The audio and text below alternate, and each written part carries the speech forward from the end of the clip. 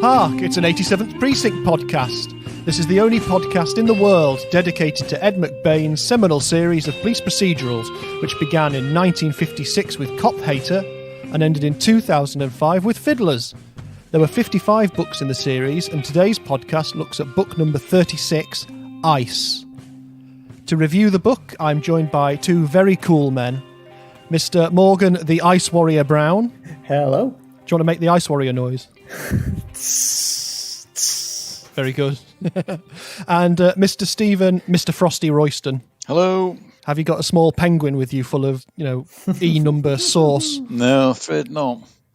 Did you have a Mr. Frosty when you were little? No. I think the Mr. Frosty thing was one of the things that you used to look at longingly in the Argos catalogue, wasn't it? Yeah. Absolutely. And thought, under what circumstances can I possibly get my parents to buy me that? And failed. But no, Well, I didn't. I had one. I had one when I was little, but probably too little to understand it, basically.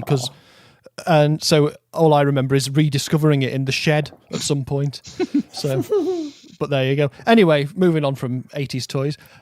I'd just like to tell everyone my name is Paul Abbott and I operate most efficiently when supercooled by a complex series of ducts. Which would be very nice because it's actually a very warm day today while we're recording this. It is, so it's lovely, isn't it? Glorious. Perhaps ice will cool us down as we read through. So thanks to everyone who's listening, as always, and getting in touch via the social networks. You can find us on Twitter, Facebook, Instagram, and Gmail by using Hark87 Podcast. And if you feel compelled to reward us for doing this, then the easiest thing is to just hit the rating button in your podcast app and give us 5 lovely stars. And if you're feeling flush with praise, then you can do a review as well. But anyway, we hope you're all doing well, and as always, it's lovely to have you along on the journey, especially if you're listening in Montenegro, as apparently someone is. Whoa. Which is very exciting. I don't know what the Montenegrin McBain market's like, but welcome on board. So, yeah, there you go, see? Talk about global reach. Indeed. Excellent. Yeah, book 36, which means we're basically 2/3 of the way through this. Oh, my Lord. So Sad, we'll have to read them again, won't we? Yes, start over, redux, remastered editions. And I'm glad to say that this is one that I haven't read before. Oof. So this is a new one for me. Big, thick book as well. It is. Relatively speaking for the series. Nice. So should we do a little bit of quick 1983 context stuff? Yep. Okay, I'll just run down what was happening in 1983. See if you can spot a theme of what I've selected to talk about.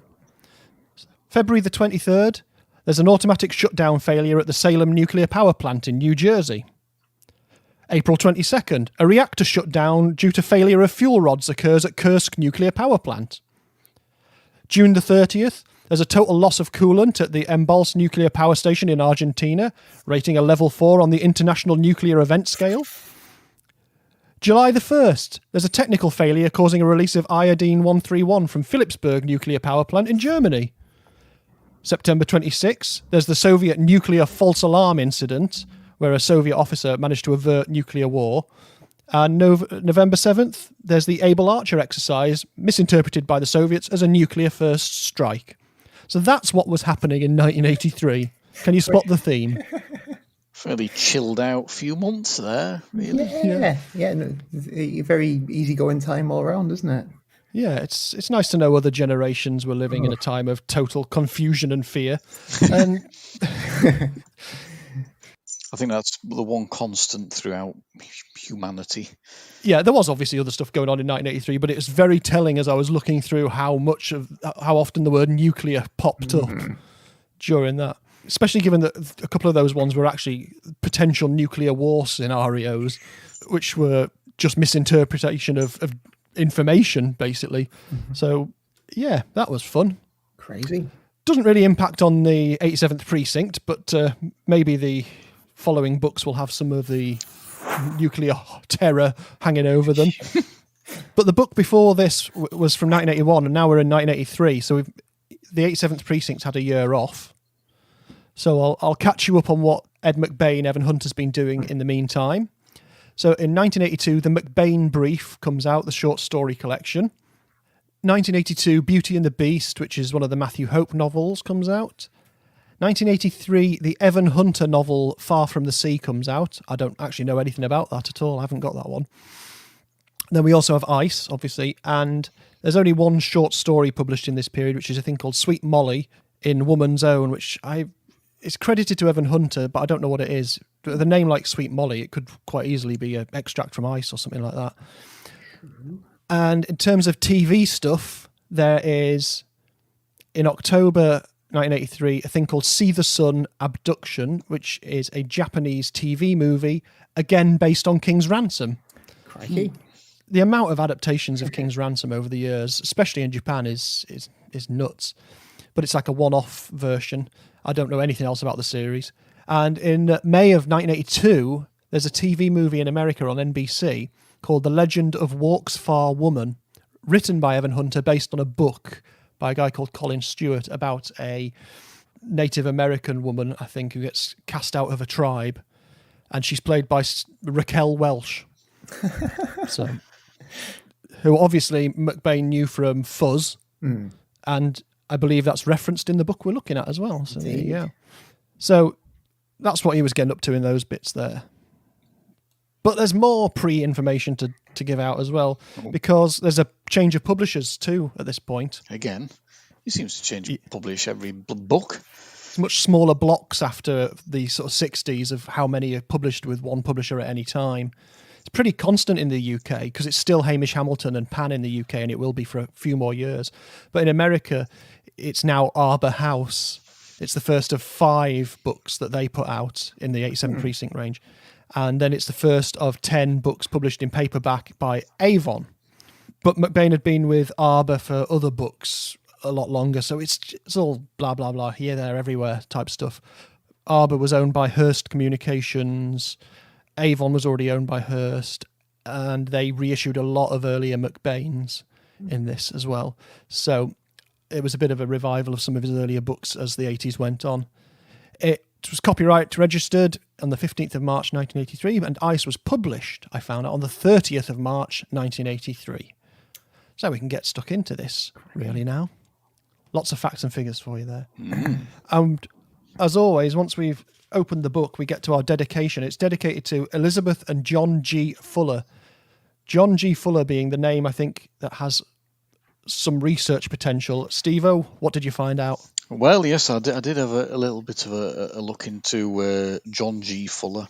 Although as soon as I saw his name, it reminded me of William G. Stewart, another famous G in the middle name. Quiz master. So there's 3 of them: Edward G. Robinson, William G. Stewart, and John G. Fuller. Yeah. What do you think the G stands for in this gentleman's name? Perhaps you know. I'd guess Gerald. No, Grant.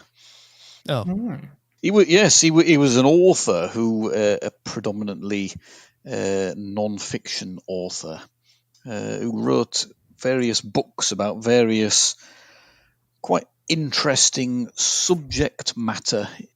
And his big breakthroughs came through with a couple of books regarding UFO sightings, which you kind of take UFO kind of stories as a bit of a, something that's been around for a long time. But the blurb on these, this is 1966 as well, referred to them being like they were the first kind of, I'll use the words believable in imaginary speech marks here, the first kind of serious books about the subject that were trying to seriously report Barney and Betty, as these 2 people were named, being abducted by aliens in a book called The Interrupted Journey, which sounds like a chapter from Lord of the Rings, doesn't it?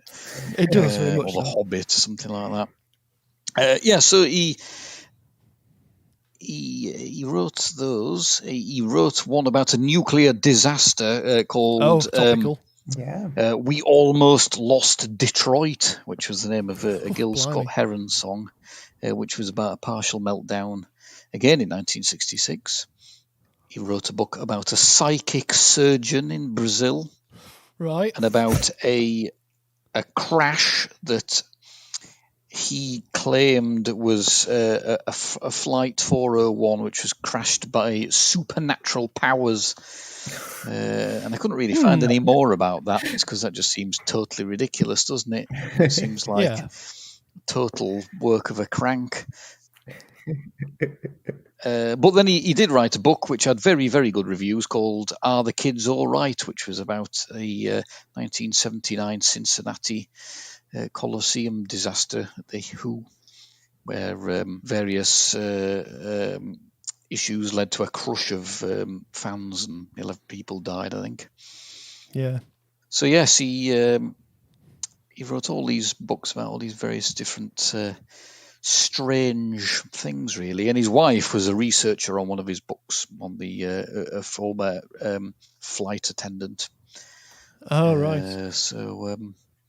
Yeah, what the link is to McBain, I do not know, because he would have been 70 in 1983. So I think it's probably that he would have been based up in Connecticut, so he would have been, I think, from my very, very brief research, trying to pin a link down between them. I think he was just one of the authors in that area that McBain lived, so they would have been in each other's orbit. Right, fair enough. The orbit of a UFO. Yeah, so...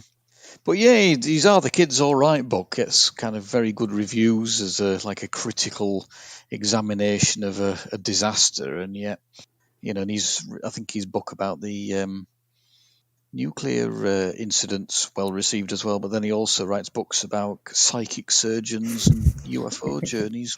So who knows? Well, yes, I don't feel like keep my eye open. Yeah, I don't feel I got under the skin of him anyway. But it's certainly an interesting dedication, so there you go. Now we know. I will say this book was adapted as well as part of those NBC adaptations in the mid-90s. It was the second of them. It came out on the 18th of February 1996. Screenplay by Larry Cohen again. Dale Midkiff as Steve Carella. Oh my God, it's awful. Oh, it's dreadful. Again, it takes massive liberties with the plot, moving people around, introducing characters who aren't in the book, building up the role for Teddy, but not in a useful or good way for the character. And it's terribly directed, really, really badly directed. And at one point, a microphone appears in shot at the top of the screen and just stays there. And it's what? This is NBC. But apparently there was a lot of issues around violence on telly at the time being debated, so NBC were being very cautious with anything that had violence in, so that affected apparently the productions with this. And so, although Hunter didn't actually write the screenplay for it, he felt that him and the producers felt that they weren't doing the best they could, and they weren't. So there you go. Watch that if you really must it. Well, I better get into the book then. I must say, like I say, it's first time I've read this, and it's nice to come to a new one after ages. New, you know what I mean? New. Yep. I take it you've both read this before. I have, yeah, I have. So second time around for me. What about you, Morgan? This is not your first time with the book either. It was the very first one I ever read, actually. Ooh. Oh, excellent! So I was quite excited to go back to it.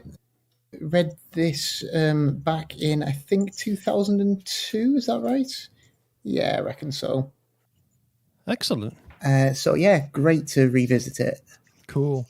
It's definitely got a very good reputation, just generally, and we'll get to some of the reviews at the end as well. But I will say that from here on in, a lot of the reviews you see on the back of McBain books quote from a Newsweek article saying it was one of the top 10 crime novels of all time, or mystery novels of the 20th century, or something like that. I can't find the actual article to see what it was up against, but it's got a heck of a reputation in the canon of work, as it were. Yeah, it's stuck out in my head as being one that some I remember more than others, and this one definitely stuck out as one that I remember being very good.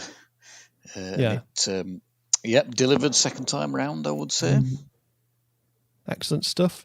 So the title is obviously a classic McBain reference to more than one thing. I think what's strange that's changed since this came out is that ice, in terms of drugs, which will feature in this book quite heavily, now means crystal meth, which clearly wasn't around then, or certainly not perhaps in the way it became as an epidemic. So ice, in terms of the drugs featured in this book, that's one way it's not really being used. But obviously the word ice comes to mean drugs. So I was trying to count how many ways the word ice is used in the book, but it's just, you lose track because it's also used creatively, poetically to describe things, as it were. Lots though, doesn't it? It takes place over about 8 days in a very, very cold February where it's snowing. And opening question really, is this the first 87th Precinct book where the case they're investigating has actually already happened before the book starts? Because the first body in the book is discovered by Midtown East. Yeah, possibly. Yeah, I thought it was a good. It's a very good start. It's kind of interesting way to kick off.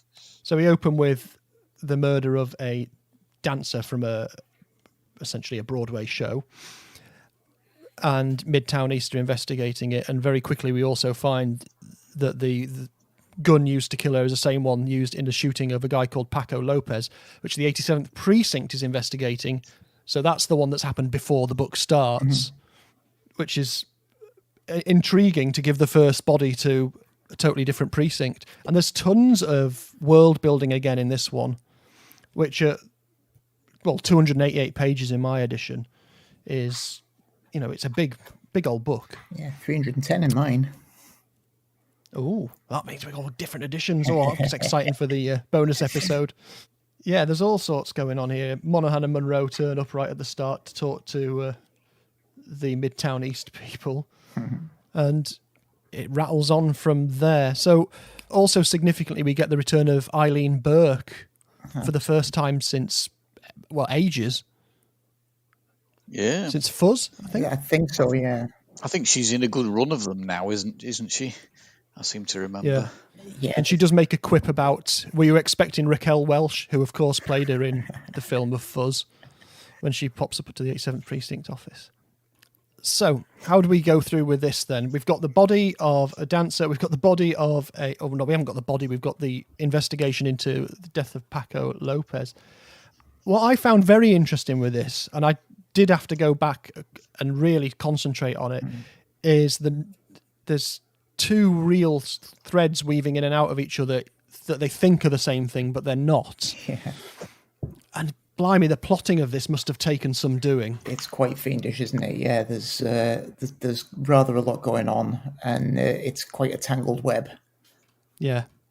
Yeah, because sometimes before we do these podcasts, reread them and rattle through them at a fair old rate. This was one that you definitely needed to read all of in order to understand where matters are up to, because it chops around mid-chapter a hell of a lot, doesn't it? It does, yeah.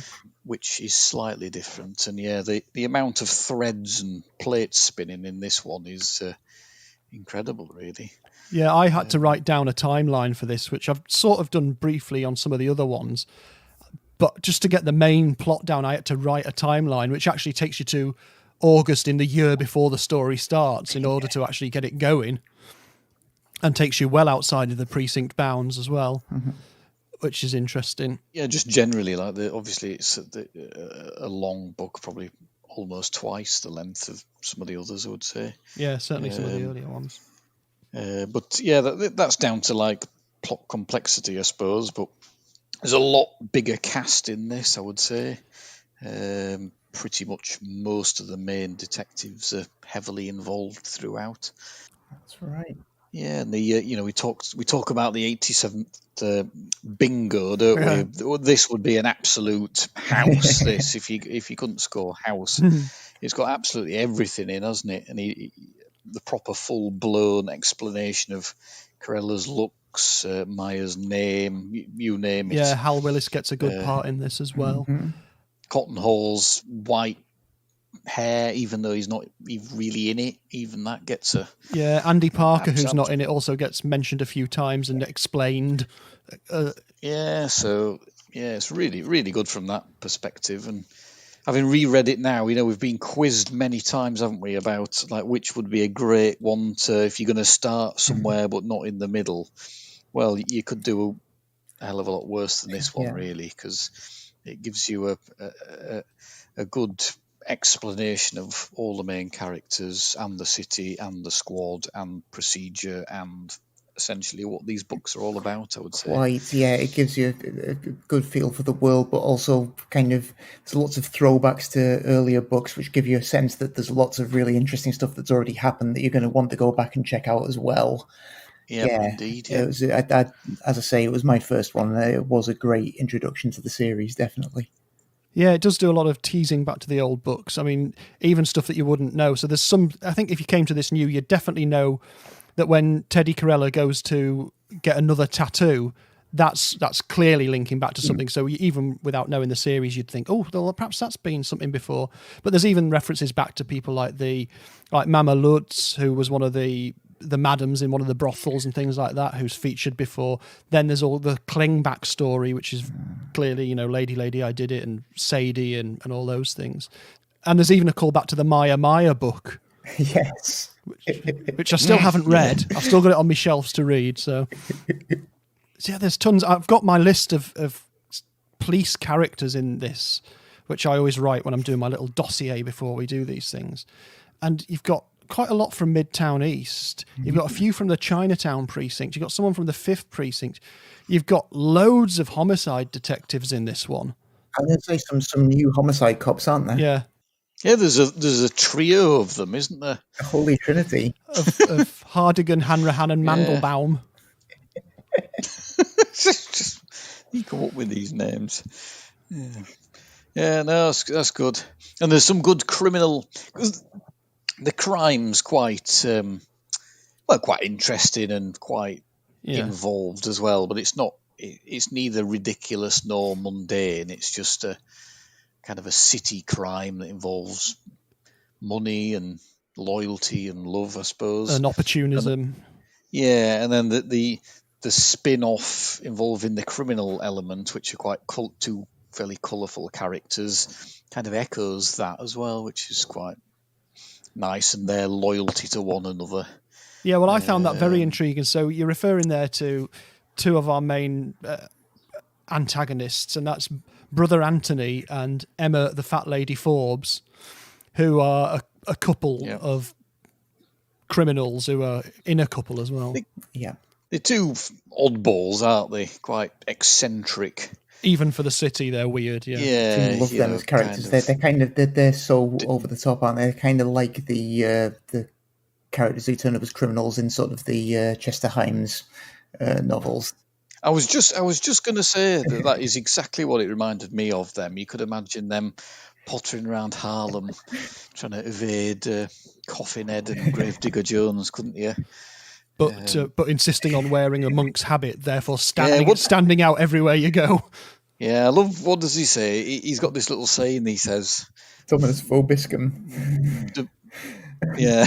Oh, yeah, Dominus vobiscum. He's got no idea what it means. Picks up some other bits of Latin as it goes along. And then doesn't the doorman say some Latin to him and he thinks, oh, that sounds really good. That's right. Yeah, he gets the Conspira 220 from the doorman.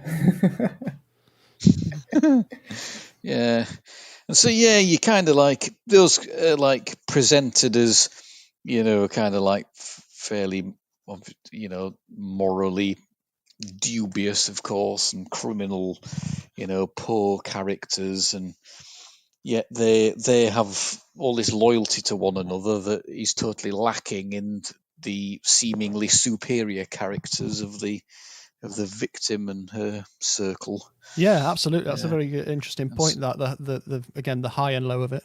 Yeah, so he kind of like turns their little stories totally around, really, and you left at the very end. You're left feeling, yeah. Well, we'll get to that ending eventually.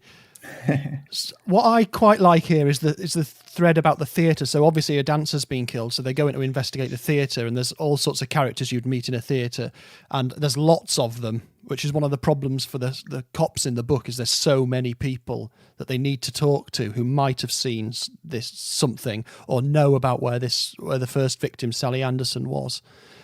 And they do a lot of investigating and meet all sorts of folks, but there's one guy, Alan Carter, the producer, who's very suspicious, and they have to keep chasing him down, and they think he's got something to do with it. They've met the victim's boyfriend very early on, who's just a medical student.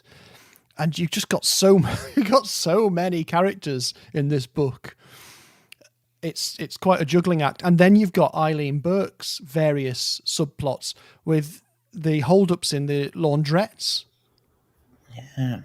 Which is an exceptional little bit of storytelling where she goes out with Willis to try and catch the dirty panties bandit. Yeah. He gets a few different names, doesn't he, this nefarious individual over the course of it.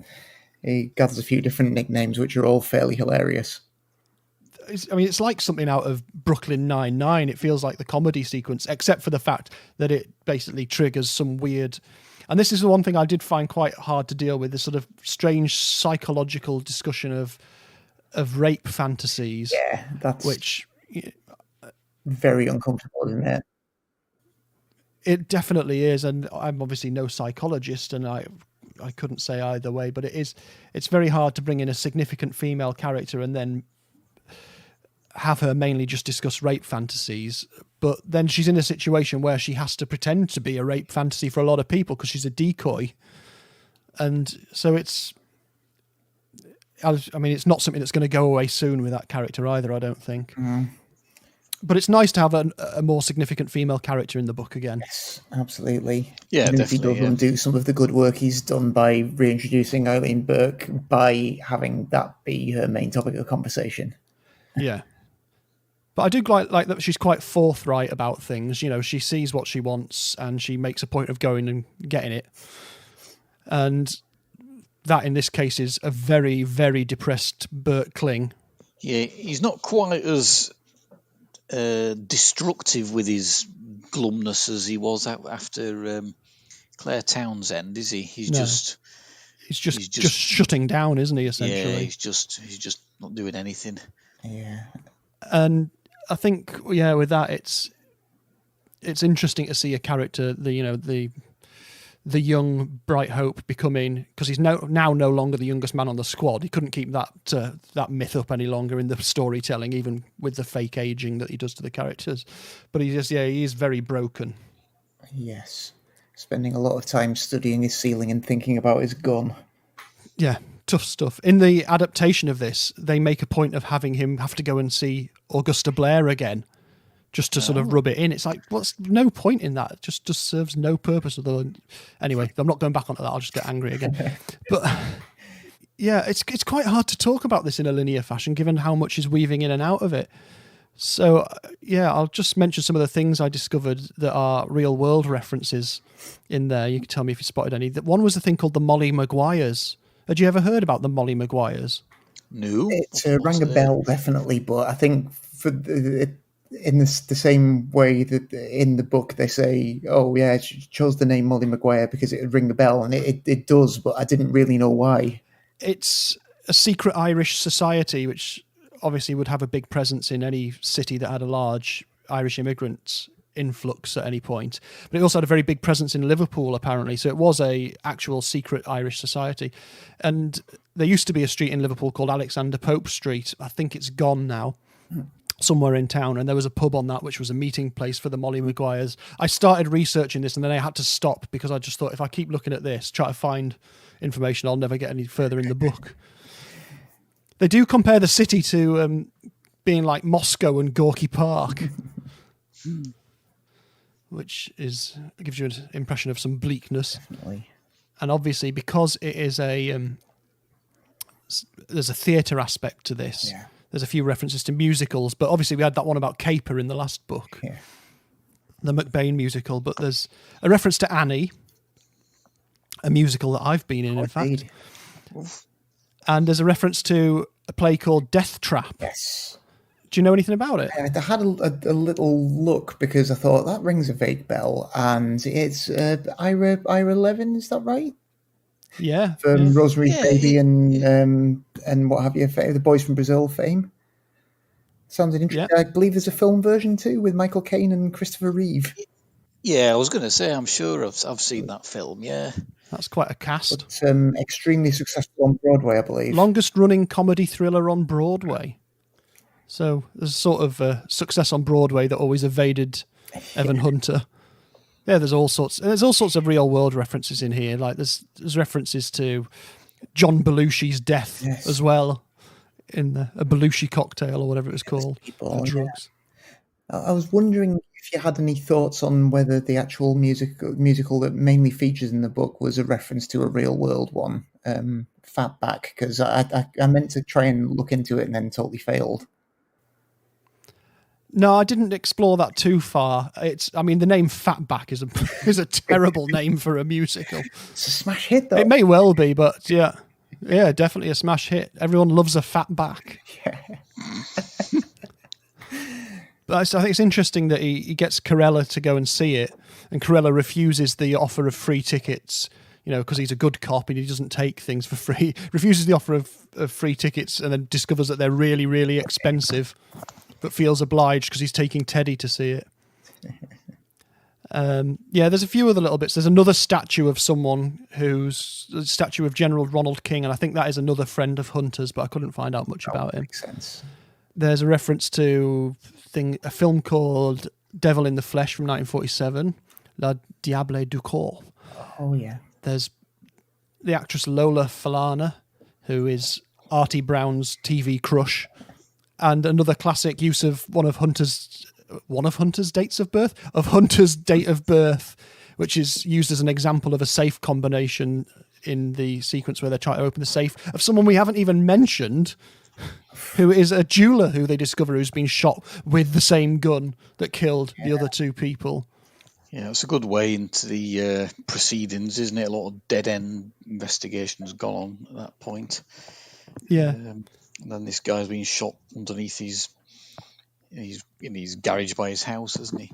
Yeah, and he's got a coat on which has got lots of little pockets with diamonds inside them, which I presume is a way people transported these things, but I don't know whether he's supposed to be concealing them or what. But that's quite interesting because it does lead to a very classic bit of paper trail investigation, which is given to Arthur Brown, who has to sit and go through all the movements of this jeweler to try and figure out why he was taking all these trips abroad, which reminded me quite a lot of the book Bread, yes, which had a similar thing with things being imported. So that was a nice sort of conceptual tie back to that sort of activity in the police squad. Police squad?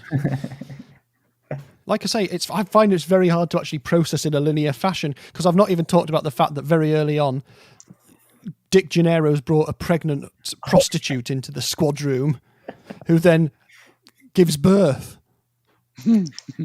Yeah, that's like right at the beginning, isn't it? There's so much going on in this book. It's impossible to explain it all, really. Yeah, that's it. Because it really does like dart from one thing to another throughout. Yeah, I feel like I'm missing one of the aspects of the plot, but I really can't think what it would be. Because there is all this ancillary stuff. Even when they go to see Sam Grossman in the lab, Grossman's got his own thing where a whole story that we don't hear about, which is his own version of the Valentine's Day massacre has happened, where a load of people dressed as cops have killed people. I want to know more about that. Quite, yeah. There's so much going on. You only get little glimpses of it. It's fascinating, isn't it, really? And they keep moaning about the fact that, well, it's good coincidence because it's Bank Holiday Monday here in the UK while we're recording this anyway. And in the book, the Monday is President's Day holiday. And all the characters are moaning all the time about this holiday, about what is it? It's just this bizarre made-up holiday. So I asked on Twitter if any of our followers could explain why anyone would be moaning about having a day off. Because as far as I could tell, President's Day, by the mid-1980s, it sort of had a bit of a push from advertisers, as holidays often do, to try and get you to buy certain things at certain times. But our Twitter follower, Kevin Mahoney's told me that it used to be 2 holidays. It'd be like Washington and Lincoln's birthdays, that they sort of combined into one day. So essentially you have a net loss of 1 holiday. Oh. My voice keeps breaking. Excuse me. A net loss of 1 holiday. So if you're a government employee, that's not great. So, and apparently the big activities to do on President's Day are go and buy new linen or a car. Oh, what a great tradition. So that's a strange thing that is on the mind of these government employees, the police, in this book as well. we've got a guy called Timothy Moore anyway, who they keep investigating, who's the boyfriend of the first victim that we meet in the book, Sally Anderson. And long story short, and it is a long story, it turns out that he's got lots of drugs and he's been supplying drugs in the city, and that's who Brother Anthony and the fat lady are trying to essentially get to. That's the strange thing with this book, is they're trying to get to him, the police are trying to get to their case, and all these things, eventually some of these threads drop away and you're left with people trying to get to the same place without knowing it, which is quite a clever way of doing it. Yeah, and they're there at exactly the same time, aren't they? Come the very end of the book for the big climax. Probably don't want to give this one away because it's quite. Well, yeah, if we can avoid it. It's not. Yeah, it's not. It's not obvious what the answer is. It does keep you engaged throughout. Yeah, and the plot that sort of withers on the vine eventually is the one about the theatre, and the producer Alan Carter, who's been taking part in what is known as ICE, which I mean, I don't know if that's a term. I assume it is. So we know Ed McBain was obsessed with the theatre anyway, and don't really know about that one. But yeah, theatrical ICE being the, let's try and get this clear, the selling on of the seats that are given away as comps to people in the cast and the crew and things like that.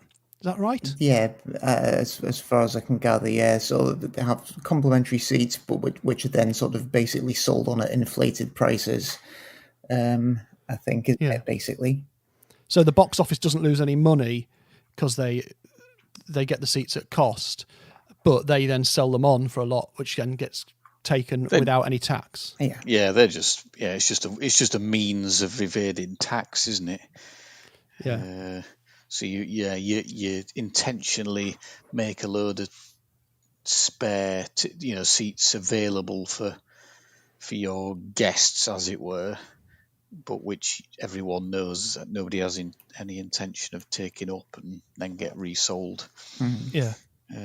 But of course, they haven't got any real evidence to charge him for that, so that just he essentially gets away with it. Yep. So we've got theatrical ice, we've got diamonds, ice, we've got people being iced. Certainly have. Icy weather. Icy drugs. Icy drugs. And icy jewels and icy tax fraud schemes. Yeah. Any more? Yeah. Icy jewels hidden in ice cube trays. Oh, yeah. Actual ice. Yeah, ice in ice. Ice squared. Ice cubed, in fact. Why didn't I think of saying that first? Ice squared. What an idiot.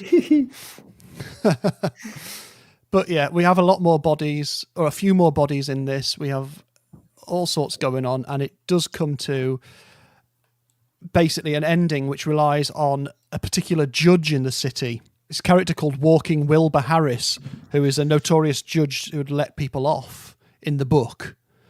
And of course, it does turn out that there's a real world equivalent. Mm-hmm. And I'm very thankful to our Twitter follower, Matthew Sullivan, for pointing me in the direction of this. So let me find my little notes about it. So Walking Wilbur Harris is a reference to a judge who was known as Turn 'em Loose, Bruce. guy called Bruce M. Wright, which is it's a good snappy name there. It is. Made up by the Police Benevolent Association, apparently. And he was called that because he would set very low or no bail in many of the cases that he dealt with in the criminal courts in New York, and particularly in the 70s and early 80s. So they used to shuffle him around to different courts to try and get him to stop this. His reasoning being that very often the bail that was being set was punitive, so people who couldn't afford the bail were being punished more than they should have been, which in some respects is absolutely right. But it meant that very often, people who'd been accused of quite violent crimes were getting out on bail for like $50 or out on their own recognizance. Mm-hmm. So he'd got a bit of a reputation, and that's clearly who Walking Wilbur Harris is supposed to be. Except in this case, he sets the bail for someone at $100,000, and unfortunately it's a rich person who can just go, yeah. Mm-hmm. So the police don't get their man in this book. No, we've warned people about spoilers anyway. Oh, right, okay. Yeah, so Well, turn off now if you don't want to know who did it. Yeah, turn off 30 minutes ago if you don't want to know who did it. But, well, we don't even have to say who did it, but the person who did do it doesn't get away with it. No, the police don't catch up with them, but somebody else does. Yeah. Yeah.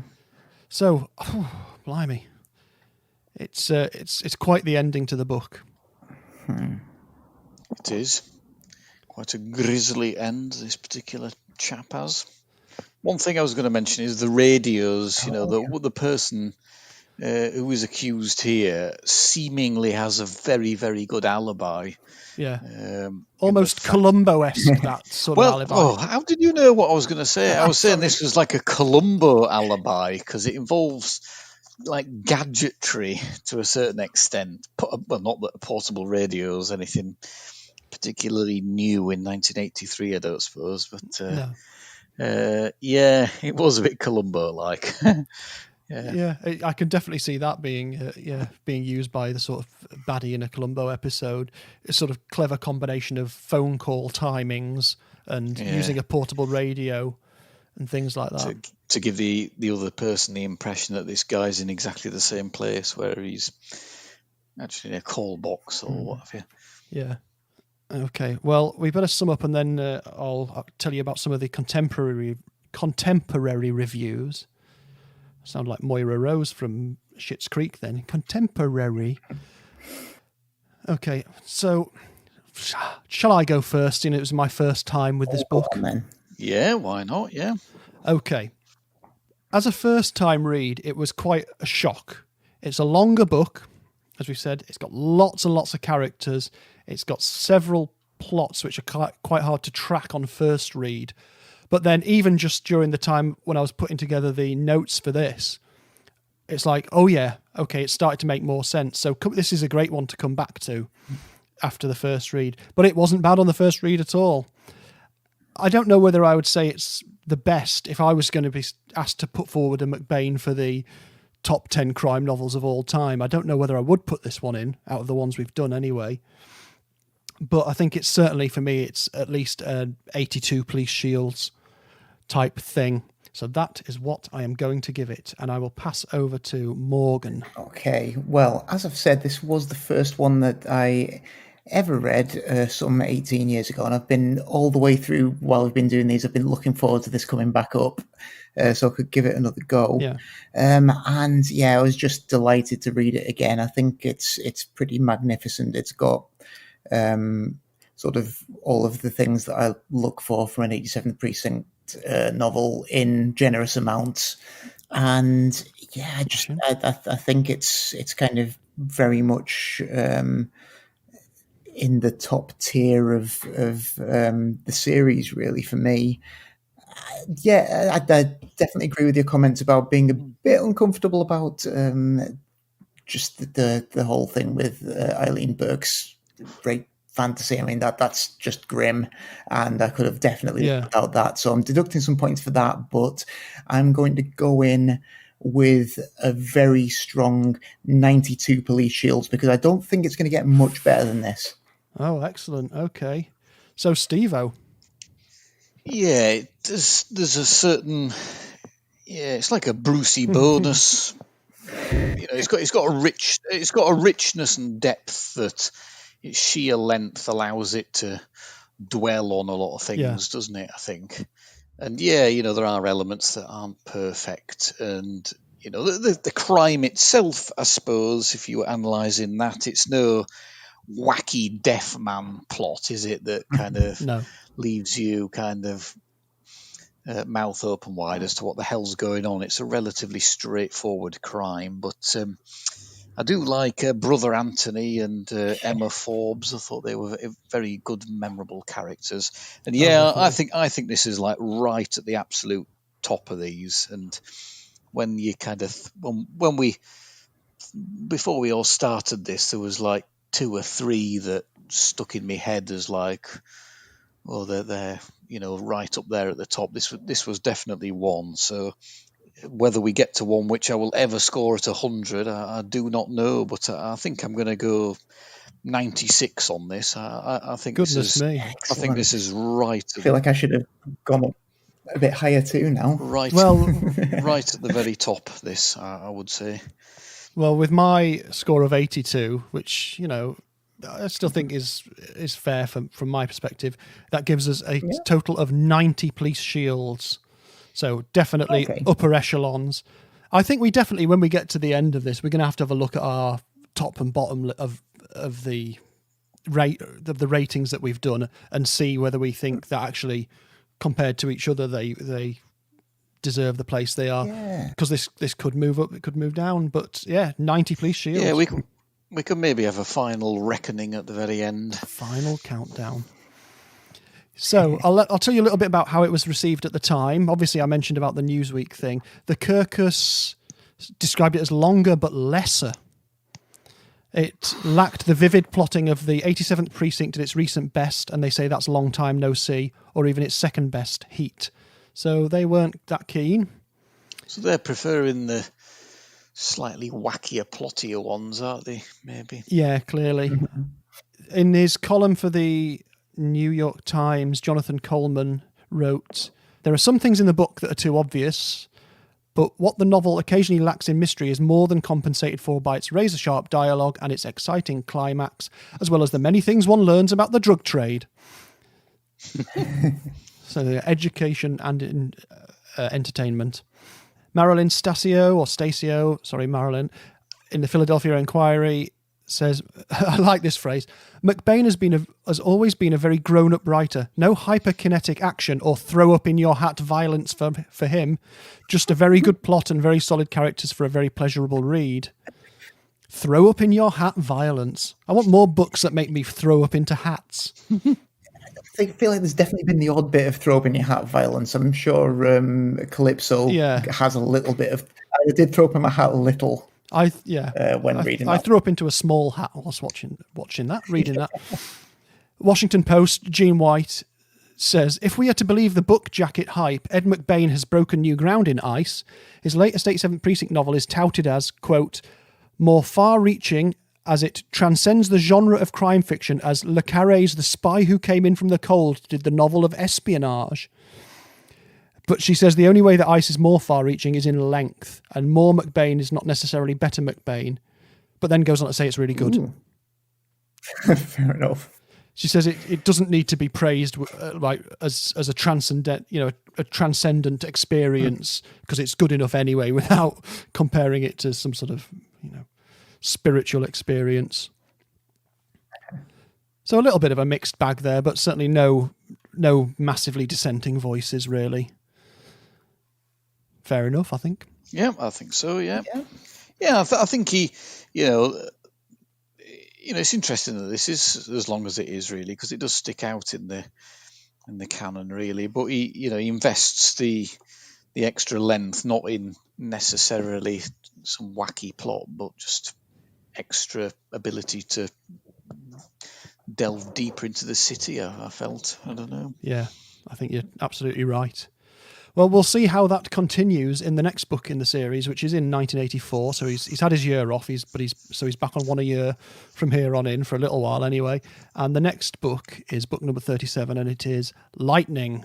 Ooh. I always think of Heat, Ice, and Lightning as a sort of power trio, which is clearly why they were pulled together for the adaptations in the 90s. But I even have a feeling that while I'd read Heat and Lightning, I might have got them all pretty much at the same time and just not got round to Ice for some reason. Anyway, that's what it'll be. It'll be Lightning. So we're going to do our bonus episode, but until then, I'm going to say goodbye and pass you over to Steve-O. Goodbye. And Morgan. Fairly well.